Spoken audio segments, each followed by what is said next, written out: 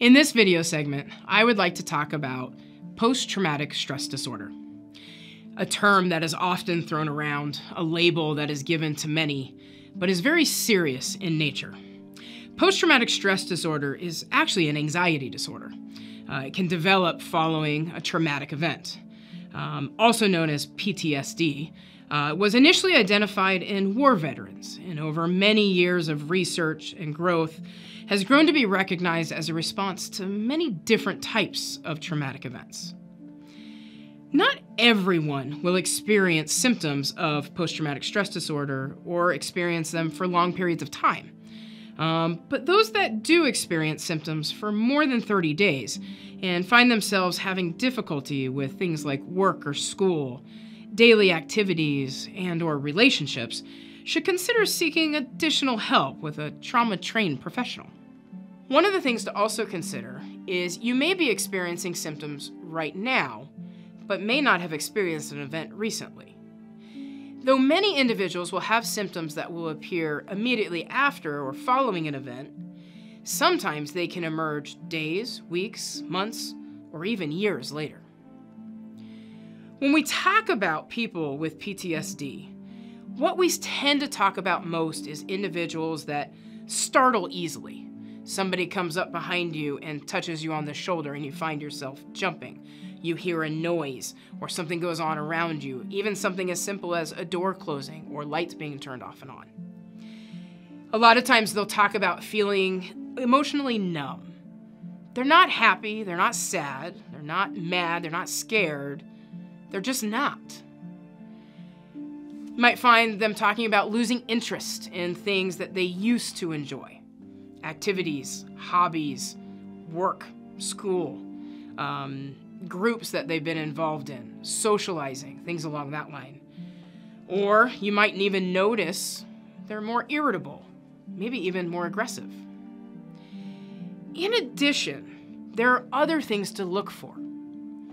Either in yourself or in others, are they avoiding situations that could be a reminder of an event? Are they having flashbacks? Meaning, are they reliving experiences when triggered by different things in the community, in their home, or in their interactions? Are they having nightmares or night terrors? And/or what about depressive symptoms or increased anxiety?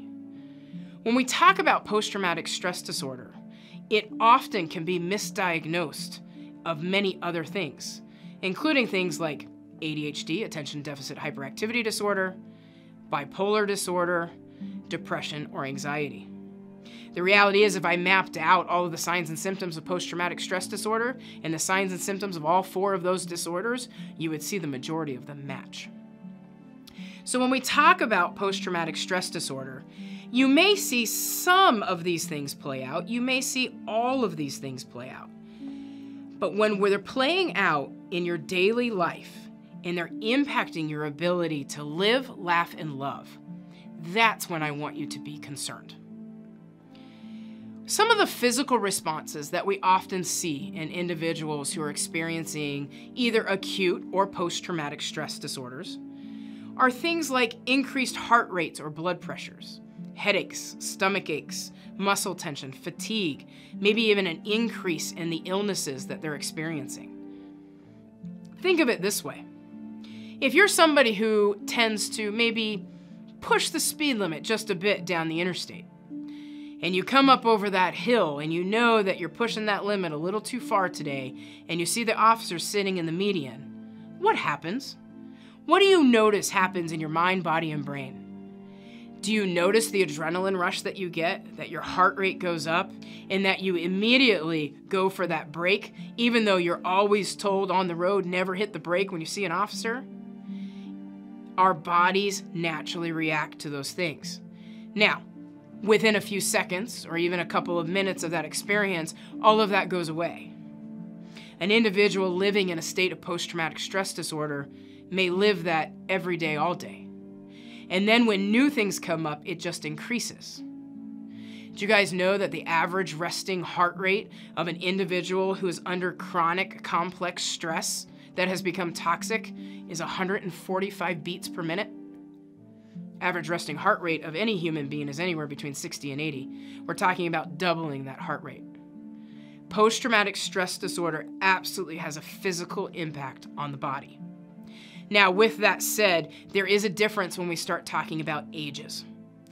Elementary and older adults tend to play this out physically more so than adolescents and young adults. So we know that adolescents and young adults tend to demonstrate PTSD symptoms more in their behavior rather than physical components. When we talk about behavior, it's everything from impulsive actions to oppositional defiance, refusal. Sleeping patterns may change. They may sleep more, may sleep less. Honesty starts to change and look different. They may have poor regulation skills. They may have been able to do so before the event, but you notice that after the event, their ability to calm has really been impacted. You may start to see more and more peer conflict or a change in peers that doesn't make a whole lot of sense. And then we start to include things like health risk behaviors, smoking, drinking, or other such things. If you're working with someone or interacting with someone demonstrating behavior, we need to remember that all behavior has a fuel. It's not just the flames we have to address. We have to address what's fueling it. We want to do well. Every human being wants to do well. And if we aren't, there's something getting in the way. It doesn't matter my age. Whether I'm a child, an adolescent, or adult, we all have behavior. We can spend a lot of time focused on the behavior, but over time, the behavior is just going to shift what it looks like rather than being addressed if we don't take time to understand where it's coming from. In addition to behavioral responses and physical responses, we may also see vocational or academic responses. Everything from, I now have this perception that I can't do something, an inability of something that I may have been able to do previously. I often am not going to ask for help, and the reason behind that is asking for help is a vulnerability. Vulnerabilities I'm going to avoid as an individual who's experiencing PTSD signs and symptoms. I may refuse to complete activities or projects that I have been asked to do. And you know what? I may have all the ability in the world, but right now I'm demonstrating I can't be successful. I may go the whole different route, and I may become a perfectionist, because sometimes part of our survival mode is to make things absolutely perfect, so that way there's never a threat present. So if you notice somebody is starting to miss days at work or miss appointments, or if they're school age and they're starting to, grades are dropping, or they're not attending classes, those can all be indications of a post-traumatic stress following an event. With all of this said, not every person develops PTSD. It doesn't mean that one's experience is better or worse than another's. It may just mean an individual had certain things that fell into the right place at the right time, and that was able to help them through the events they experienced. And that could be anything from healthy supports to skills that were effective, or even maybe it was the resilience is what held them up in that moment. So that was a lot of information in a really short period of time. So there are 3 things that I want you to take from this conversation about post-traumatic stress disorder. 1, if you're experiencing these types of signs or symptoms, you're not alone. Just like many individuals get the flu, many individuals also experience post-traumatic stress disorder. If you or someone you know is experiencing these symptoms, recovery is absolutely possible. And lastly, 3rd, by accessing trauma-informed services, any individual can find their way back to stability and happiness as they move forward in their day-to-day life, even if you're not able to necessarily see it right now.